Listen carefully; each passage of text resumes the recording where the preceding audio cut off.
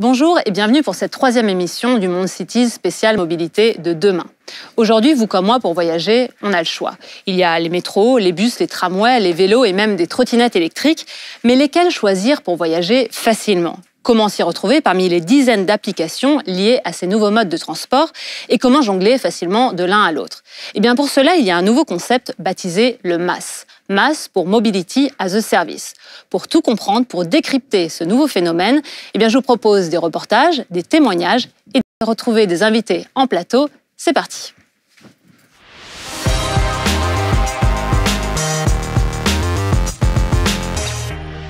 Nathalie Appéré, bonjour. Bonjour. Michel Husso, bonjour. Bonjour. Merci d'être avec nous pour cette troisième émission sur les mobilités de demain.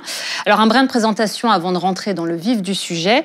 Nathalie Appéré, vous êtes maire de Rennes depuis 2014 et vous êtes présidente de Rennes Métropole depuis 2020. Et Michel Husso, vous êtes géographe et vous travaillez sur l'organisation de l'espace urbain. Et vous êtes aussi l'auteur de Chroniques de Géo Virales. Alors, avant d'aller plus loin, de débattre sur ce MaaS dont on a parlé en introduction, je vous propose de partir sur le terrain avec la journaliste Fanny Lamel. Elle est partie à Mulhouse pour nous montrer concrètement en quoi consiste un MaaS.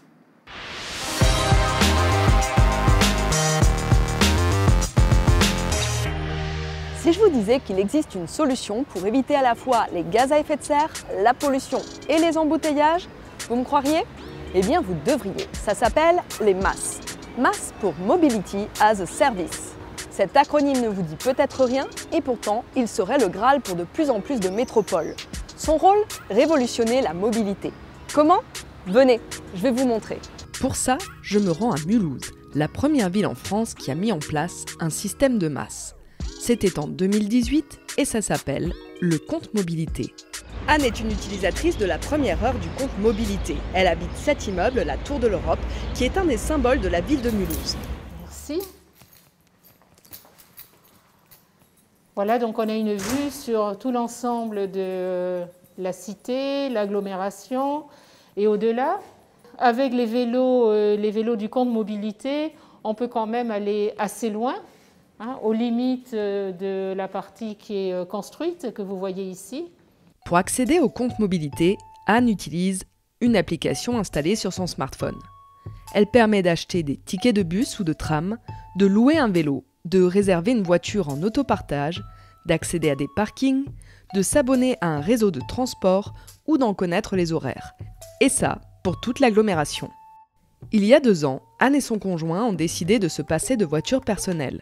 Ils se sont mis à l'autopartage, un service accessible avec le compte mobilité.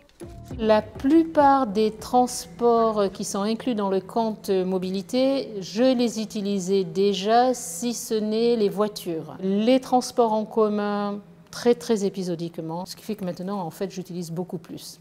Donc le vélo, j'ai continué à l'utiliser énormément. Je prends une voiture quand j'ai besoin de faire des courses ou d'avoir quelque chose à faire un peu plus loin que le périmètre qui est couvert par les vélos. Plus besoin de télécharger 3, 4 ou 5 applications pour utiliser tous ces services en même temps. Moins d'applis, des tarifs avantageux et un service adapté aux demandes et aux habitudes des consommateurs.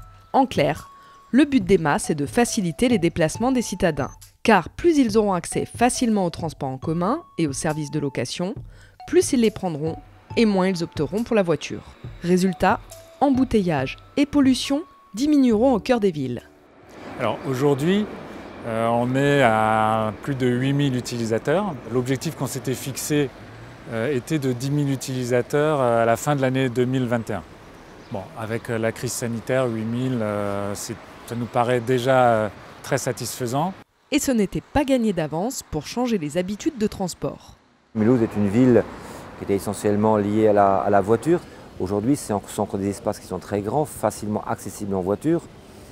C'est le fruit de l'histoire. La ville de Mulhouse travaille également pour contraindre un petit peu les véhicules à rester plus à l'extérieur et donc faire une partie plus verte et mobilité douce au centre-ville. Esteban habite aussi à Mulhouse et part régulièrement travailler à Strasbourg. Là, on est en fin de journée, je suis devant la gare et il ne va pas tarder à rentrer du travail. Bonjour Esteban. Bonjour. Des fois, je peux prendre le vélo 5-6 fois dans la semaine, des fois le tram 5-6 fois dans la semaine, ça dépend vraiment de la météo. En fait, ce qui est pratique, c'est que son téléphone, on l'a toujours sur soi. Et donc du coup, on peut vite, même si on a oublié sa carte bancaire, on peut vite prendre un ticket de tram, un vélo, juste avec son téléphone. Je vais valider mon ticket. Hop, je suis dedans, je valide.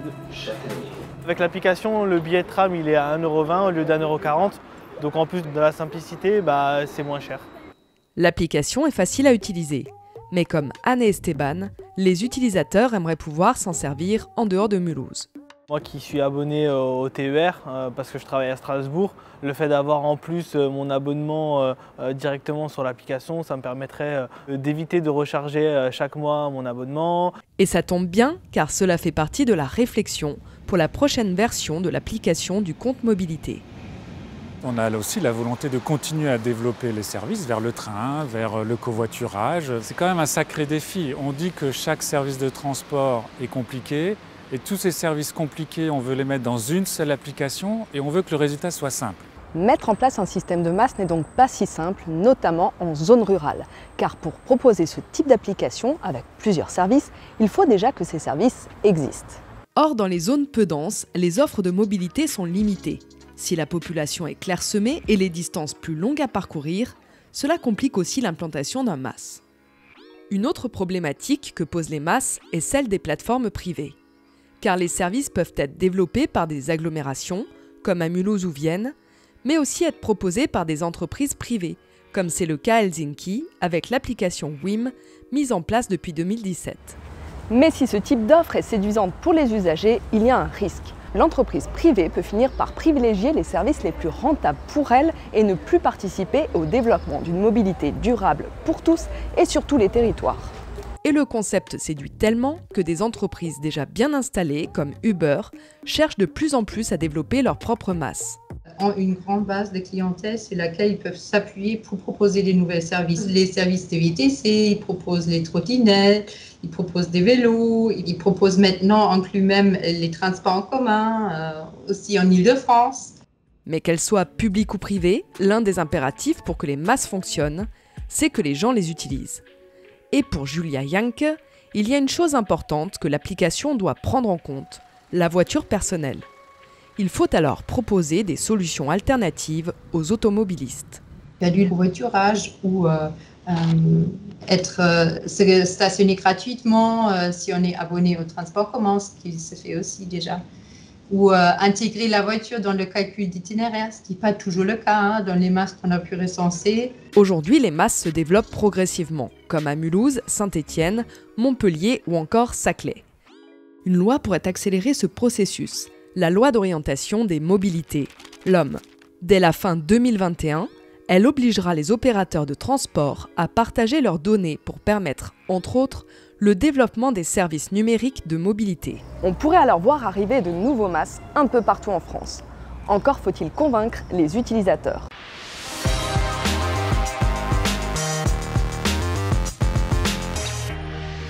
Alors Nathalie Appéré, on était à Mulhouse, on revient à Rennes. Parmi les propositions pour votre deuxième mandat de maire en 2020 figurait la création de 5 lignes de bus, l'aménagement de 100 km de pistes cyclables sécurisées et la gratuité des transports en commun pour les moins de 12 ans. Est-ce qu'un MaaS, ça pourrait être utile justement pour agréger tous ces transports ? Je crois que la plus grande innovation en matière de mobilité ces dernières années, c'est pas en termes de véhicules, de nouvelle énergie, c'est le smartphone. Tout simplement. Et c'est ce qui nous oblige ou ce qui nous permet de passer à ce qui était une politique qui était traditionnellement orientée vers les transports. Longtemps, vous avez eu dans les villes des adjoints au transport parce que on pensait les grandes infrastructures et on pensait les usages à l'échelle des groupes. Aujourd'hui, on a la possibilité de s'adresser à l'individu. Ça ne veut pas dire qu'on n'a pas encore de responsabilité sur les transports. Et de répondre par différentes mobilités, différentes modalités, selon à quel moment de la journée on se situe, selon son propre parcours. Parce que si on se situe à l'échelle individuelle, on va être le matin usager du transport en commun, le midi, le cas échéant, en vélo électrique qu'on aura pu prendre disponible sur l'espace urbain, et puis le soir parce que on va aller voir un parent à 30 km, on aura besoin d'une voiture idéalement en autopartage. Et donc, cette mobility as a service, c'est une manière d'optimiser les déplacements, de s'adresser à chacun. Mais le smartphone, il n'est pas la réponse transport en soi. Il est ce qui permet de les articuler au maximum, de faire en sorte que ce soit fluide. Mais ça veut dire qu'à côté de ça, il faut développer toute la palette de services qui permettent véritablement de répondre aux besoins. Il faut déjà une offre de transport bien implantée. Vous avez testé un service de masse qui s'appelait Star avec Keolis. On peut en tirer un premier bilan, c'était en 2018. C'est effectivement, alors ça prenait la suite d'une réflexion déjà ancienne, notamment sur la billettique, ce qu'on appelle nous Corrigo Service. Comment est-ce qu'on peut, sur sa carte d'abonnement transport en commun, accéder à différents services? Et surtout, ça a été dit dans le reportage, comment est-ce qu'avec cette même carte, on peut aussi utiliser le réseau TER qui est mis en place par les régions ou bien des réseaux de transport dans d'autres intercommunalités. Parce que cette question de la fluidité des différentes échelles, c'est vraiment important. Et puis, on a mis en place cette application pour faciliter la connaissance et l'usage des solutions de mobilité. Et puis aussi pour avoir, parce que je crois que c'est aussi notre rôle de collectivité, des garanties par rapport à cette question des données personnelles, parce que le diable peut être parfois derrière l'innovation technologique si on n'a pas l'acuité de regard pour se dire attention, mes données, elles vont où? Alors qu'elles servent à de l'innovation, qu'on ait de l'open data pour que un certain nombre d'entreprises du numérique, de start-up puissent créer des innovations, c'est une excellente chose. Mais comment est-ce qu'on ait aussi un tiers qui garantit que les données personnelles, elles sont protégées, elles n'ont pas vocation à être vendues et elles préservent nos libertés. Donc cette application, elle sert aussi à garantir la sécurité et la liberté tout simplement des habitants et des usagers des transports. Et à mieux connaître du coup les habitudes des usagers. Michel Lusseau, des data, ça permet aussi de voir un petit peu comment s'organise l'espace urbain. Oui, vous savez, cet exemple montre que, en fait, au jour le jour, en raison même de ce que sont nos modes de vie, l'individu réalise sa mobilité au quotidien à l'aide de plusieurs modes de déplacement différents. Voilà, comme j'ai l'habitude de le dire, chaque individu aujourd'hui est un peu le logisticien de sa vie quotidienne. Nous sommes des opérateurs de logistique, c'est ce que vient de montrer le reportage. Et on pioche dans une base en fait. Et comme toute logistique, la logistique du quotidien a besoin d'être optimisée. Le MaaS, ça sert à ça, c'est optimiser la logistique. Donc en soi, c'est tout à fait intéressant parce qu'on sait que parfois, il y a des entraves aux mobilités qui sont liées à la méconnaissance des modes possibles, à la méconnaissance des trajets ou à des difficultés billettiques, par exemple, des difficultés de transport de mode à mode, au-delà même des difficultés parfois d'accessibilité physique parce qu'il faut aussi travailler la fluidité des interconnexions. Donc ça, c'est une bonne chose. Mais je crois qu'on peut aller plus loin. Parce que si l'on n'y prend pas garde, le MaaS peut devenir simplement quelque chose qui optimise les logistiques, mais pour de mauvaises raisons. Je prends un exemple. Si une application MaaS optimise les déplacements simplement pour faire en sorte que l'usager aille toujours plus vite, ça peut être très bien pour l'usager, mais ça peut être tout à fait néfaste en termes de coût environnemental ou de coût social. Donc ne pourrait-on pas inventer des MaaS, ça existe déjà d'ailleurs, qui différencient les trajets et les modes en fonction de leur impact environnemental? Est-ce que nous ne pourrions pas finalement avoir des sortes de variations entre modes, entre types de trajets, qui permettent à l'usager de devenir de plus en plus conscient des impacts environnementaux et des impacts sociaux de ces mobilités et de choisir les modes qui seraient non seulement les modes les plus satisfaisants pour lui en termes de gains de temps, les gains de temps sont souvent d'ailleurs assez dérisoires, mais qui seraient en fait des choix qui permettraient d'aller dans le sens de l'intérêt général et d'aller aussi dans le sens de l'intérêt environnemental. Il me semble que c'est vraiment ça l'avenir et de ce point de vue-là, ça militerait plutôt, me semble-t-il, pour que les MaaS soient toujours opérés ou au moins supervisés par la puissance publique. Parce que je ne suis pas certain qu'un certain nombre d'opérateurs dont vous avez parlé aient véritablement cette question à l'esprit lorsqu'ils développent leur propre MaaS. D'ailleurs, l'un des objectifs du MaaS, c'est aussi donc de mobiliser les citoyens pour qu'ils prennent davantage les transports en commun et donc on ait un usage plutôt vers des mobilités qu'on peut utiliser au quotidien. Avant d'aller plus loin et de rejoindre de nouveaux invités, je vous propose de retrouver le point de vue du ministre délégué au transport, Jean-Baptiste Djebbari. Il nous partage sa vision du MaaS. Je pense que dans 10-15 ans, on aura d'abord appris à se déplacer un peu différemment. On a beaucoup évolué ces dernières années avec l'émergence des VTC qui sont venus compléter les taxis, par exemple, ou avec l'émergence du vélo en libre-service, des trottinettes, qui petit à petit se sont insérés dans nos quotidiens. Après, ce que je souhaite, c'est que ce soit disponible partout en France, qu'il n'y ait pas des grandes métropoles qui soient bien servies par des MaaS et des territoires ruraux qui soient un peu oubliés par ces nouvelles technologies, qui sont aussi des opportunités économique. Je crois vraiment fondamentalement que ça peut faire changer les habitudes et je prends un seul exemple, c'est ce qu'on appelle l'éco-scoring de la mobilité. Autrement dit, au lieu d'avoir un classement de vos déplacements par prix, vous voyez finalement votre empreinte carbone sur un trajet avec différentes propositions en cumulant, je sais pas, du tramway ici, du vélo là, un peu de marche là, du métro. Et je pense que c'est une façon finalement assez ludique et très efficace sur le plan du déplacement et de la conscience de chacun en vue de lutter collectivement contre le réchauffement climatique, que d'avoir des applications qui vous permettent d'appréhender non pas votre déplacement par le prix, mais votre déplacement par finalement sa contribution carbone. Et moi, je pense que tout ça, et d'ailleurs les deux n'étant pas forcément incompatibles d'ailleurs, tout ça effectivement participe d'une nouvelle façon d'appréhender les déplacements de voyage, et je suis convaincu que ça peut changer effectivement des habitudes. Alors, de nouveaux invités nous ont rejoints sur ce plateau. Laura Papet, bonjour. Bonjour. Vous êtes directrice associée du pôle transport et mobilité chez PMP Conseil. PMP Conseil, c'est un cabinet qui accompagne les collectivités dans le développement des MaaS. Bienvenue. Tout à fait. Et Olivier Rasmont, bonjour. Bonjour. Vous êtes journaliste au Monde et spécialiste des mobilités. Alors, je donne la parole à ma droite. Laura Papet, on peut aujourd'hui, on le disait avec Nathalie Apperet tout à l'heure, tout faire quasiment avec un smartphone qu'on a dans la poche. Mais prendre un ticket de bus, c'est parfois un peu compliqué. Est-ce que les transports en commun ou les collectivités sont un peu largués en matière d'innovation et en matière de numérique dans le domaine des transports ? Je ne pense pas qu'on puisse dire qu'elles soient larguées, mais effectivement, on a mis en place au fur et à mesure des années des outils biétiques techniques extrêmement complexes, alors surtout dans les grands réseaux, plutôt pas dans les petits, qui aujourd'hui sont des contraintes quand on essaie d'intégrer l'ensemble des mobilités sur un parcours client finalement unifié. C'est une des difficultés, cet aspect outil, mais ce n'est pas le seul. On a également un problème de territoire de compétences. Donc on a plusieurs collectivités, plusieurs échelons qui ont des compétences sur un même bassin de vie. Je pense qu'il ne faut pas, comme ça a été dit avant, opposer un MaaS rural et MaaS des villes. La bonne échelle de réflexion, c'est vraiment le bassin de vie. Mais le problème qu'on a aujourd'hui, c'est que le découpage territorial ne correspond pas à ces bassins de vie.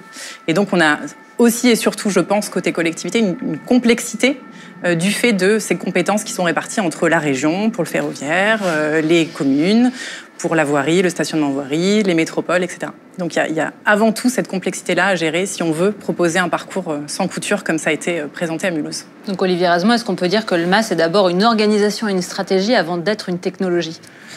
Oui, c'est indispensable. Parce que dans la vraie vie, le MaaS, c'est l'intermodalité. L'intermodalité, les spécialistes des transports adorent ce mot parce que ça fait moderne. On passe de l'un à l'autre, du bus au train, ensuite au vélo, à la voiture, tout ça.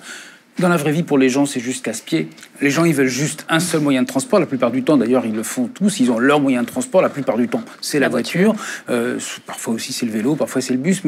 Et donc, je pense que quand on est confronté à la réalité de la mobilité, on voit quoi ? On voit des arrêts de bus illisibles. Parfois, c'est une feuille volante qui a pris la pluie, qui a pris le vent.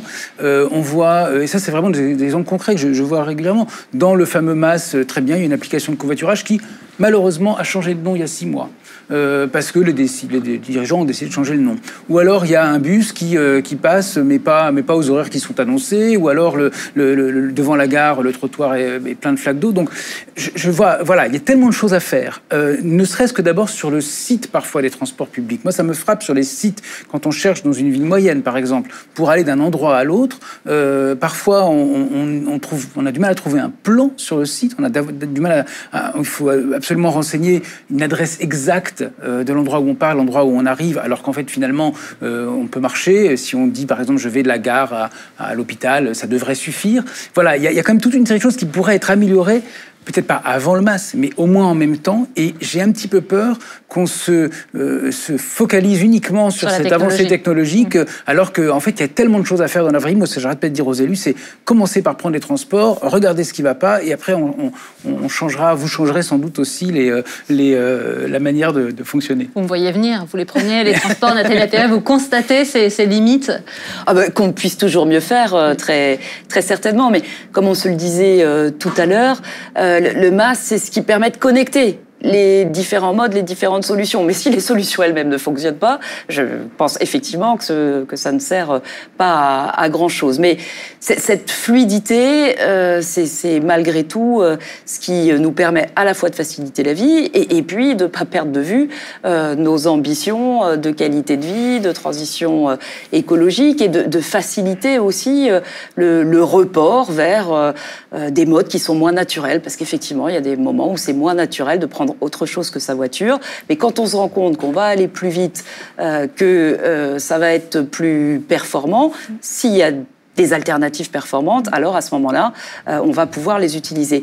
Je voudrais vraiment rebondir sur cette question des échelles, parce que je pense que c'est vraiment une difficulté à laquelle on peut être confronté. On parle souvent du millefeuille français, avec toutes ces collectivités territoriales empilées. Moi, j'ai renoncé au jardin à la française, où il y aurait définitivement qu'un seul interlocuteur pour une compétence, parce que la vie, elle est plus complexe que ça, et de toute façon, il y aura toujours pas mal d'intervenants. Par contre, je crois vraiment que c'est un enjeu de coopération qui est extrêmement important. Nous, ça fait depuis plusieurs années qu'au titre de notre pacte métropolitain, on a souhaité mettre les transports comme l'opportunité de coopération avec tous les territoires qui nous environnent. Tout simplement parce que les déplacements, ça connaît pas les frontières administratives. Et ça dit pas, ça c'est telle intercommunalité, donc la piste cyclable s'arrête là, ou je suis obligé de changer de bus ou de changer de billet. Donc si on veut être efficace collectivement,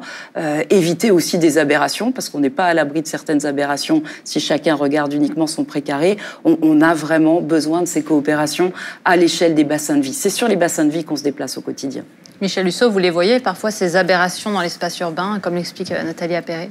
Ah oui, mais ça, il faudrait être aveugle pour ne pas les voir, parce que c'est plutôt la règle commune. Oui, les bassins de vie sont complètement dissociés des structures politiques et bien souvent aussi des autorités organisatrices des transports publics. Et ça, c'est une caractéristique française qui est tout à fait préjudiciable à l'évolution de nos conceptions de la mobilité. Et puis Olivier Razemont a eu raison aussi d'insister sur le fait qu'un des avantages comparatifs énormes de la voiture, c'est son confort. C'est sa facilité. La croyance du confort. La croyance du confort. Oui, parce que finalement, dans les transports en commun, on peut lire. Le fait qu'on a l'impression que c'est moins aléatoire, que c'est plus maîtrisé, qu'on va pouvoir être beaucoup plus tranquille dans sa petite bulle personnelle. Donc, il y a un enjeu considérable qui est de faire en sorte que, par exemple, les transports publics ne soient plus gérés simplement dans une perspective d'ingénieur, vous voyez, où il faut faire passer beaucoup de flux dans des gros tuyaux, mais dans une perspective d'usager, dans une perspective de confort, de sûreté, de compréhension de la façon dont on peut aller d'un point à un autre, en sachant que aller d'un point à un autre, c'est pas simplement un déplacement dans l'espace, c'est aussi un déplacement dans le temps. La mobilité, c'est une affaire d'espace et de temps, parce que la mobilité, c'est aussi des choix de l'agenda, des choix de calendrier, des choix d'horaire. Donc là, le MAS peut aider. Mais encore une fois, ça n'est pas la baguette magique qui va nous permettre de tout régler. Parce que d'abord, ce qu'il faut penser, c'est la mobilité des individus dans leur globalité. Et cette mobilité, qu'est-ce qu'elle exprime ? Elle exprime tout simplement leur manière de vivre au quotidien. Donc c'est ça qu'il faut comprendre. Et on revient à ce problème de la déconnexion de nos approches mobilitaires, technocratiques, avec ce que sont les bassins de vie au jour le jour, les mobilités au quotidien et les contraintes de vie des individus dans leurs différentes localisations. Et justement, les individus, donc on veut améliorer les transports, mais justement, il faut convaincre alors les citoyens d'abandonner cette voiture.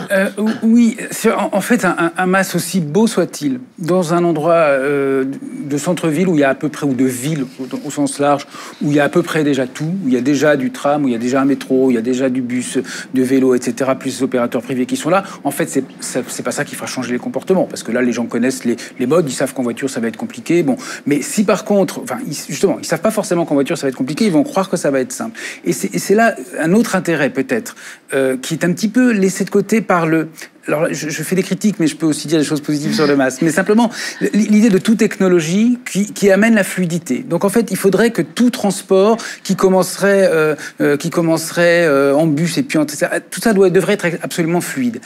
Mais il y a plein d'autres avantages quand on ne prend pas la voiture. Et il y a plein d'autres conforts. Il y a d'abord le temps qu'on a pour soi. Il y a le fait que le bus ou le tram, on n'a pas à le garer. Il y a le fait de faire de l'exercice quand on est sur un vélo. Et tout ça, les usagers le savent. Et donc, quand les transports publics disent « Regardez, le MaaS va vous permettre de presque de singer la voiture », ben moi je dis « Attendez, vous avez plein d'autres avantages. Mettez-les aussi en avant parce que les transports publics, c'est vraiment quelque chose qui fait... Alors, je ne vais pas dire qu'il fait le bonheur des gens, parce qu'on ne sait sans doute pas à dire là-dessus, mais au moins qui permet plein d'autres choses dont les gens n'ont pas forcément conscience. Et alors quand même un truc positif, c'est que tout ça permet, mais Michel l'a déjà dit un petit peu tout à l'heure, mais de faire se rencontrer les opérateurs. Et vous l'avez dit, Madame Appéré, également d'une autre façon, c'est en fait on a des opérateurs qui sont chacun dans leur silo, et malgré tout le fait d'être obligés, comme à Mulhouse, de travailler sur un MaaS, en fait ils doivent se rencontrer, y compris des privés, et ça c'était pas gagné d'avance. Laura Papet, justement, vous aidez les collectivités à développer les systèmes de MaaS. Comment on fait s'asseoir autour de la table tous ces gens-là? Déjà, je pense qu'il faut se mettre collectivement d'accord sur les objectifs. Et c'est vraiment la brique numéro 1. On le voyait tout à l'heure dans le reportage, on prête au MaaS d'être un outil au service des objectifs d'une politique publique et donc de report modal.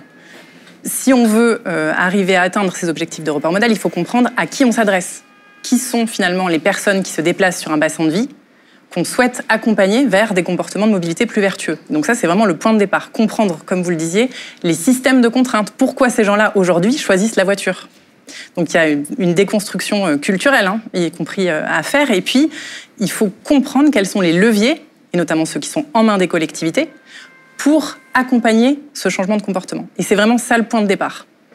Et c'est sur cette base-là, et sur un état des lieux de ces pratiques de mobilité, et de ces cibles finalement qu'on souhaite adresser, de ces personnes qu'on souhaite accompagner vers d'autres comportements, qu'on construira collectivement, collectivité, puisqu'il y en a plusieurs à mettre autour de la table, et opérateurs compris, un système de mobilité intégré, cohérent, et qui aille dans le sens de la politique publique portée sur un bassin de vie. Nathalie Appéré, justement, on l'a vu dans le reportage tout à l'heure, il y a une collaboration qui doit se faire entre public et privé, des entreprises privées qui vont se mêler, entre guillemets, des transports d'une ville, par exemple. Vous, en tant que maire, comment vous appréhendez ces collaborations ? À tous les étages. Je pourrais peut-être prendre un exemple concret. On a à Rennes, depuis plus de 20 ans, ce qu'on appelle un bureau des temps, qui nous permet d'essayer de comprendre ce que sont les usages de la ville et de penser les temporalités. Et la question de la congestion automobile fait forcément partie de ce qui irrite au quotidien. Donc il faut des alternatives et puis il faut essayer de comprendre ce qui peut se passer. Mais la question des transports publics, quand il y a des alternatives où on se sent un peu serré parce que le flux est trop important, est aussi une préoccupation forte. Et on s'est rendu compte, par exemple, que les heures de pointe du matin et les heures de pointe du soir étaient systématiquement aux mêmes horaires parce que tout le monde embauche en même temps, tout le monde débauche en même temps, et comme le gros des mobilités, ce sont les trajets domicile-travail, et bien quand on a compris ça et qu'on peut embarquer des entreprises dans des plans de déplacement de leurs agents qui intègrent la question horaire, eh bien on arrive à travailler ensemble. Et si je continue cet exemple-là, ça a consisté par exemple pour nous sur cette question des déplacements à travailler avec les universités pour que les heures du premier cours ne soient plus à 9h, mais à 9h15. Et là, on résout... C'est très simple, ça paraît pas totalement révolutionnaire. Simplement, ça permet de fluidifier, d'organiser. Donc, la mobilité comme un service, c'est aussi analyser les données, en être garant, mais les comprendre et trouver les petites solutions du quotidien qui facilitent l'organisation d'une ville. Olivier Razon, est-ce qu'aujourd'hui, avoir un MaaS, être une ville qui développe un MaaS, c'est un must-have ou un nice-to-have? C'est-à-dire, est-ce qu'il vaut... C'est bon d'avoir un MAS ou est-ce que c'est vraiment bien? Ça fait bien, mais quand je vois l'exemple de Mulhouse, Mulhouse est très cité, mais finalement, 8000 personnes sur une agglomération qui doit en faire 200 000, c'est pas encore beaucoup.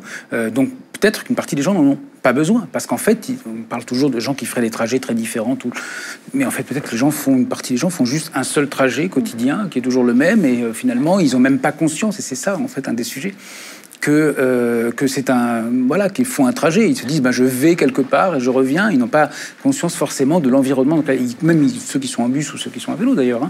Et donc, je pense que conscientiser tout le monde, attention, les déplacements c'est un truc sérieux et vous n'êtes pas tout seul. Et Michel l'a dit dans l'autre débat tout à l'heure, je trouve ça très intéressant, qui est, en fait, le tout vitesse, non.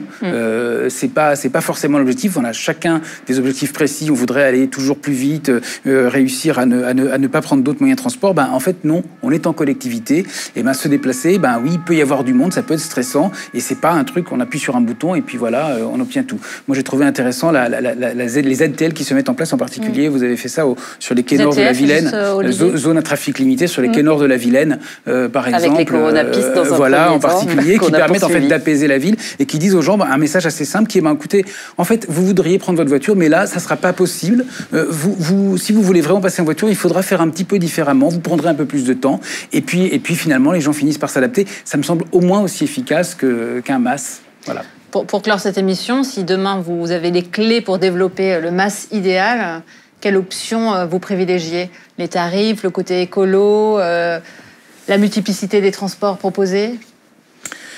Encore une fois, je pense que ça dépend vraiment des objectifs qu'on se fixe. La clé magique serait de pouvoir intégrer l'ensemble des offres, effectivement, et de proposer le tarif le plus adapté à chaque besoin. Je pense que la clé, si on veut atteindre des objectifs de report modal, c'est d'arriver à finalement capter des gens qui sont aujourd'hui des autosolistes, qui ne pratiquent que leur voiture, puisqu'ils ne connaissent pas forcément les alternatives possibles à la voiture. Et donc c'est vraiment ça, je pense, le pari et l'enjeu d'un MAS aujourd'hui. Michel Lusseau. Je vais peut-être surprendre. L'idéal, ça serait de faire un MAS sans MAS. C'est-à-dire de considérer que l'importance de la mobilité, c'est qu'elle concerne tous les aspects de notre vie au quotidien et qu'il faut faire en sorte que tous les acteurs prennent conscience de la complexité des mobilités et trouvent collectivement des solutions en termes de confort, d'efficacité, d'arbitrage, sans qu'on ait besoin d'applications, de cette couche technologique supplémentaire qui pourrait, si on n'y prend pas garde, nous faire croire qu'on a les solutions à un problème qu'on aurait en fait mal posé. Donc un MAS sans MAS, c'est de considérer la mobilité dans tous ses aspects et de faire en sorte que tous les acteurs, sous la conduite de l'acteur public, puissent se retrouver pour faire que les mobilités soient pacifiées et valorisées en tant que telles au jour le jour. De votre point de vue, Nathalie Appéré? Dans le droit fil de ce que vient de dire Michel Lusseau, je crois que ce MAS serait citoyen. C'est-à-dire qu'il puisse à la fois... Être pris en main par les citoyens? Ouais, être attentif à chacun dans ses besoins de mobilité, en même temps que nous rendre garants d'un tout qui fait que la satisfaction de nos seuls besoins individuels, ça ne fait non seulement pas le bonheur collectif, mais à terme, ça fait aussi notre malheur individuel. Donc si on est capable de réfléchir sur de quoi on a besoin, comment on doit évoluer et comment on partage le plus largement possible ces enjeux. Olivier, pas mal de critiques sur les masses, mais c'est un MAS idéal. Tout à fait. Pour compléter, je pense qu'il y a vraiment un enjeu autour des données. Pas seulement de l'anonymisation, mais simplement de qui contrôle, qui les utilise au mieux aussi. C'est pas parce que c'est compliqué d'utiliser des données. En fait, il faut des spécialistes, il faut des humains. Et donc, je pense qu'il y a vraiment... comment on utilise au mieux toutes ces données qui sont... Parce que c'est quand même ça, quand on a des smartphones, c'est aussi... Il y a des opérateurs qui veulent attraper les données. Et voilà, qu'est-ce qu'on en fait et qui contrôle ça? Je pense que c'est essentiel et je pense qu'il faut que ce soit la puissance publique qui contrôle ça. Merci à tous, merci pour votre participation. C'est la fin de cette émission spéciale sur le MAS et sur les mobilités urbaines. Merci à tous ceux qui ont permis sa réalisation. N'hésitez pas à découvrir les autres épisodes de cette série sur l'accessibilité des transports aux personnes en situation de handicap, sur l'hydrogène, sur les voitures électriques. Tout ça est sur lemonde.fr. On vous retrouve bientôt.